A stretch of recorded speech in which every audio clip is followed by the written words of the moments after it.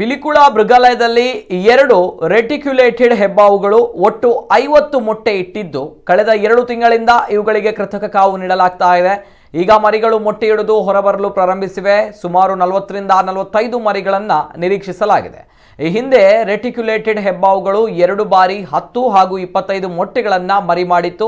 ಅವುಗಳಲ್ಲಿ 10 ಮರಿಗಳನ್ನು ಪ್ರಾಣಿ ವಿನಿಮಯ ಯೋಜನೆಯಲ್ಲಿ ಇತರೆ ಮೃಗಾಲಯಗಳಿಗೆ ನೀಡಲಾಗಿದೆ. 5 ವರ್ಷಗಳ ಹಿಂದೆ ಚೆನ್ನೈ ಮೃಗಾಲಯದಿಂದ 5 ರೆಟಿಕ್ಯುಲೇಟೆಡ್ ಹೆಬ್ಬಾವುಗಳನ್ನು ಪಿಲಿಕುಳಕ್ಕೆ ತರಿಸಿಕೊಳ್ಳಲಾಗಿತ್ತು. ರೆಟಿಕ್ಯುಲೇಟೆಡ್ ಹೆಬ್ಬಾವು ದಕ್ಷಿಣ ಮತ್ತು ಆಗ್ನೇಯ ಏಷ್ಯಾದ ಪ್ರದೇಶಗಳಲ್ಲಿ ಅಂಡಮಾನ್ ನಿಕೋಬಾರ್ ದ್ವೀಪಗಳಲ್ಲಿ ಕಂಡುಬರ್ತವೆ. ಇವು ವಿಷರಹಿತ ಹಾವುಗಳಲ್ಲಿ ಅತ್ಯಂತ ಉದ್ದವಾಗಿರುತ್ತದೆ.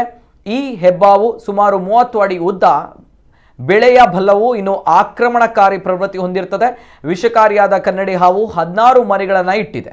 ಈಗಾಗಲೇ ಹಲವು ಜಾತಿಯ ಉರಗಗಳು, ಮಲಬಾರ್ ಗುಳಿಮಂಡಲ, ಗೂನು ಮೂಗಿನ ಗುಳಿಮಂಡಲ, ಸೊಪ್ಪು ಕನ್ನಡಿ ಹಾವು, ಕಟ್ಟು ಹಾವು, ನಾಗರ ಹಾವು, ಇಡ್ತಲೆ ಹಾವು, ಹುಲ್ಲು ಹಾವು, ತೋಳ ಹಾವು, ಚೌಕಳಿ ನೀರು ಹಾವು, ಮಗ್ಗರ್ ಮೊಸಳೆಗಳ ಮರಿಗಳು ಪಿಲಿಕುಳದಲ್ಲಿ ಜನಿಸಿದ್ದು ಕೆಲವನ್ನ ಪ್ರಾಣಿ ವಿನಿಮಯ ಯೋಜನೆಗೆ ಬಳಸಲಾಗಿದ್ದು ಹೆಚ್ಚುವರಿ ನಿರುಪದ್ರವಿ ಪ್ರಾಣಿಗಳನ್ನು ಅರಣ್ಯ ಪ್ರದೇಶದಲ್ಲಿ ಬಿಡಲಾಗ್ತಾ ಇದೆ. ವನ್ಯಜೀವಿಗಳ ಸಂತಾನ ಅಭಿವೃದ್ಧಿಗೆ ಪೂರಕವಾದ ನೈಜ ವಾತಾವರಣವನ್ನು ಪಿಲಿಕುಳದಲ್ಲಿ ಕಲ್ಪಿಸಲಾಗಿದೆ ಎಂದು ಪಿಲಿಕುಳ ಜೈವಿಕ ಉದ್ಯಾನವನದ ನಿರ್ದೇಶಕ ಎಚ್ ಜಯಪ್ರಕಾಶ್ ಭಂಡಾರಿ ಹೇಳಿದ್ದಾರೆ.